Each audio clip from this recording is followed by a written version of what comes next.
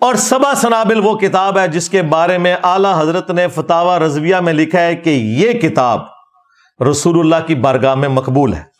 نعوذ باللہ اس میں بھی چشتی رسول اللہ موجود ہے. اگر اعلیٰ حضرت کو پتا تھا کہ اس میں چشتی رسول اللہ لکھا ہوا ہے اور پھر بھی رسول اللہ کی بارگاہ میں اسے مقبول بتایا تو اعلیٰ حضرت تو سیکھ گئے.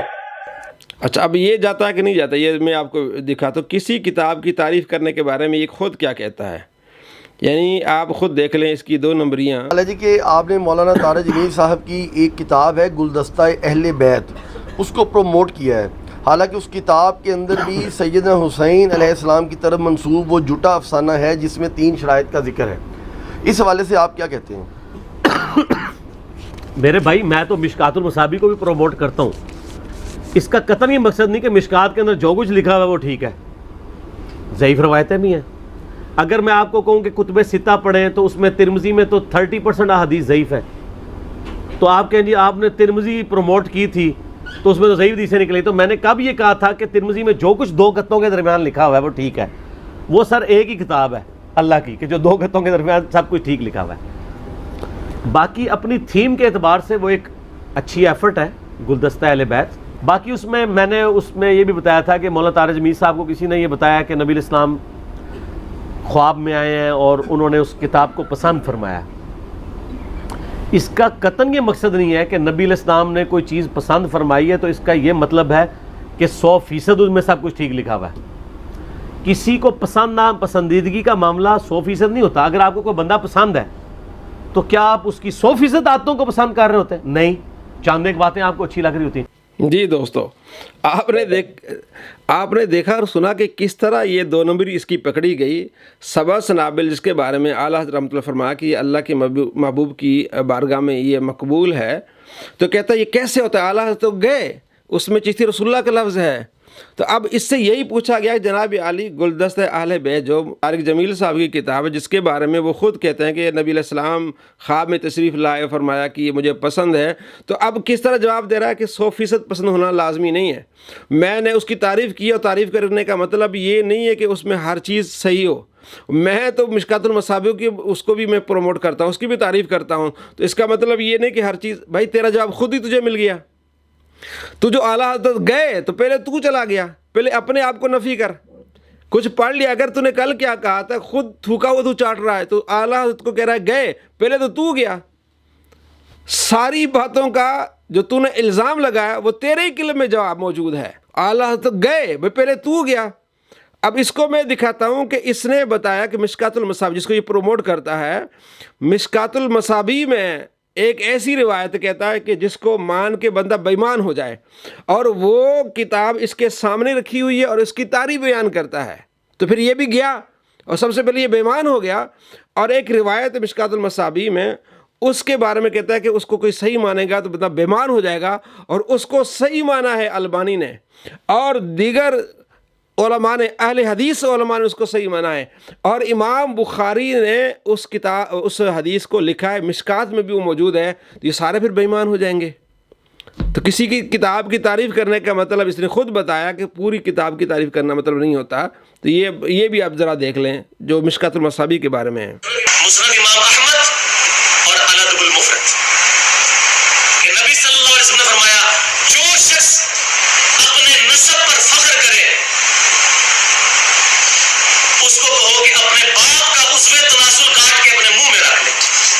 اور یہ بات کنائی سے نہ کرنا، ڈائریکٹ بات کرنا. اس حدیث کو احمد بن حنبل نے ضعیف تو کوئی نہیں کہا ہوا، سند نقل کر دی، حکم کوئی نہیں لگایا ہوا. تو مانے بے ایمان ہو جائے اس حدیث کو مان کے، مانے بے ایمان ہو جائے اس حدیث کو مان کے. تیسری جلد مشکات المصابیح کی جو سامنے رکھی ہوئی ہے نا، صفحہ نمبر 87 پہ یہ حدیث لکھی ہوئی ہے، سامنے رکھی ہوئی ہے. تو یہ بے ایمان کیوں نہیں ہوتا؟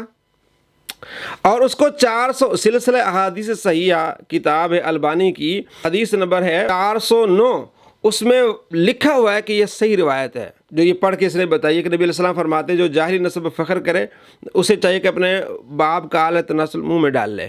کہتا ہے یہ بہت بڑی بے ایمان والی بنانے والی یہ روایت ہے. تو بے ایمان بنانے والی روایت آپ نے سامنے رکھی ہوئی ہے اور اس کو صحیح کہنے والے بھی البانی ہیں. تو وہ بے ایمان ہوا کہ نہیں ہوا؟ اور یا ایک دوسرا بھی اس کا ڈھونگ جو ہے وہ ختم ہوا کہ یہ کہتے ہیں جناب علی یہ کتابیں کیوں نہیں بند کرواتے، جو ان کتابوں میں گستاخیاں ہیں یہ کتابیں پرنٹ کیوں نہیں بند کرواتے؟ بھئی ہم ضرور بند کرائیں گے، مکتبے ہمارے تو نہیں ہیں، لیکن اسٹارٹنگ تو لے لینا، تیرا ہی نظریہ ہے کہ بخاری میں گستاخانہ روایات ہیں، تم بخاری کو بند کرنا شروع کر دے۔ بھائی تصوف کی کتابیں چوتھے پانچویں درجے پہ آتی ہیں، پہلے قرآن، پھر حدیث، پھر فقہ، پھر سیرت، اور وہ بات جو تصوف میں ہے جو قرآن و حدیث کے مخالف ہم اس کو چھوڑ دیتے ہیں۔ جب قرآن کے بعد جس کا درجہ بخاری کا ہے اس میں اس کا ہی کہنا ہے کہ اس میں گستاخانہ روایات ہیں، تو سب سے پہلے چھاپنا اس کو بند کرنا چاہیے۔ بلکہ اتنی تو شرم اس کو آنی چاہیے کہ سامنے سے کتاب تو ہٹوا دے، مشکات المصابیح، جس میں اس نے خود کہا کہ اس میں ایسی روایت ہے جس کو ماننے سے بدلہ بے ایمان ہو جائے گا، تو یہ تو ہر وقت بے ایمان ہو رہا ہے۔ تو یہ بھی ڈھونگ ہے۔ اچھا، یعنی اس کا موقف نہیں ہے۔ پھر ایک اور ویڈیو میں اس کا ایک اور موقف آیا ہے، وہ یہ کتابوں کو چھاپنا بند نہ کریں، بلکہ کتابیں آ گئی ہیں اس کے نیچے آپ لکھ لیں کہ یہ واقعہ جو ہے نا وہ صحیح نہیں ہے۔ واہ جی واہ، ایک طرف کہتے ہیں ان کو آگ لگا دو، ان کو چھاپنا بند کر دو، پھر دوسری طرف کہتے ہیں نہیں چھاپنا بند نہ کریں، ان کے نیچے یہ لکھ لیں۔ ہم کہتے ہیں جو آپ کہتے ہیں نا جن روایات جو ہے وہ کتابوں میں گستاخی ہے، آپ کہتے ہیں وہ ہشت بہشت میں گستاخی ہے، ہم بھی لاتے ہیں، اس کو ہم جلائیں گے چوراہے پہ، تو تم بھی لا بخاری کو، تو بھی لا مشکات کو، وہ کتابیں جن میں تو خود کہتا ہے کہ ان میں جو ہے وہ گستاخی ہے، تو بھی لا، تو اپنے قول پر ثابت ہو۔ بات تو یہ ہے کہ جناب علی گستاخی تو گستاخی ہوتی ہے نا، کہیں بھی ہو گستاخی، جس کتاب میں گستاخی اس کو چھپنا بند کر دیں آپ۔ یہ کیا ہے؟ اولیاء کرام کی دشمنی میں آ کے جھوٹے موٹی چیزوں کو آپ کہیں کہ جناب گستاخی ہے، جب بار بار وہ کلپ دکھاتا ہے جس میں یہ بات واضح ہو گئی ہے کہ جناب علی انہوں نے یہ کہا ہے کہ جناب علی اللہ کے ولی کہتے ہیں کہ میں ادنا غلام ہوں، پیارے آقا صلی اللہ تعالیٰ علیہ وآلہ وسلم کا ادنا غلام ہوں، تو اس مناظرے میں وہ چشتی رسول اللہ کو نہیں ثابت کر رہے، وہ اس چیز کو ثابت کر رہے ہیں کہ اللہ کے ولی جو ہے وہ کہتے ہیں میں غلام ہوں، میں کوئی نبی نہیں ہوں، وہ اللہ کے ولی کا دفاع کر رہے ہیں۔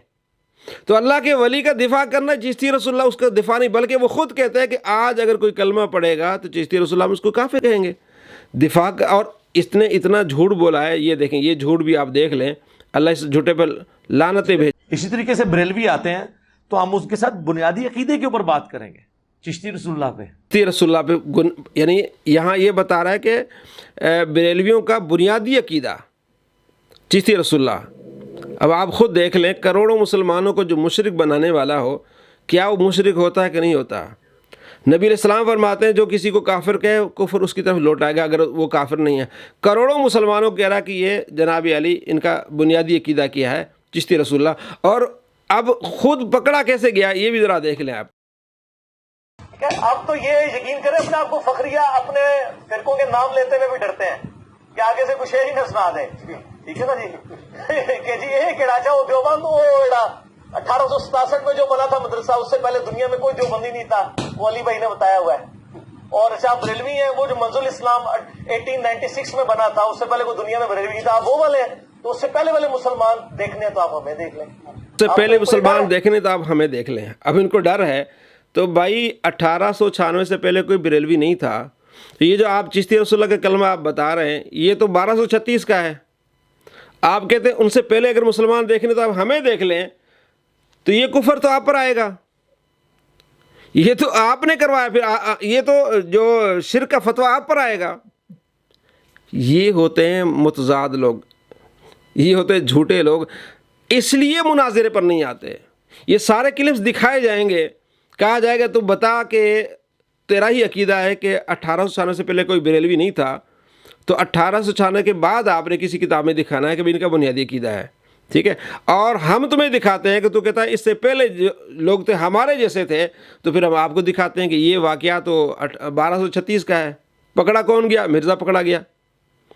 تو بھائیو، کسی کا بھی عقیدہ نہیں، الحمدللہ ہم مسلمان ہیں، ہمارا عقیدہ ہے لا الہ الا اللہ محمد رسول اللہ۔